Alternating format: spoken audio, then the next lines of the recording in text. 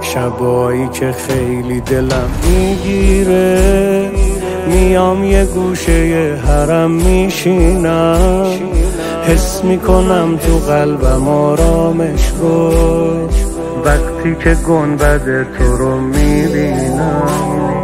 خوشبختی یعنی باشی همسایه بیبی جان، یعنی اینجا رو داری وقتی دوری از سلطان.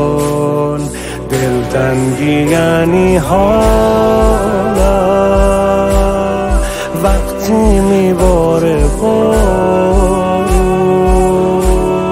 میرم تو آغوش سر، من زیر چتر ایوون، اینجا روی سرم میباره رحمت.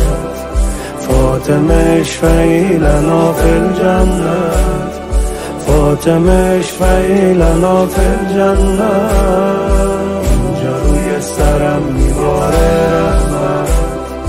فاطمه اشفعی لنا فی الجنت، فاطمه اشفعی لنا فی الجنت.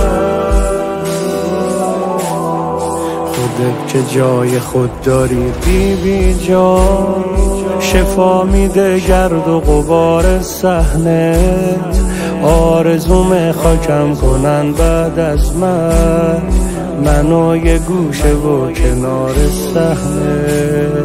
حس رویایی یعنی حال خوب الخانم، یعنی این آرامش رو مدیون بیبی جانم.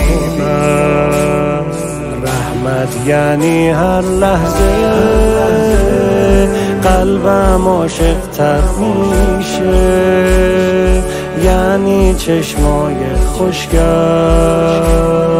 بین حرم تر میشه.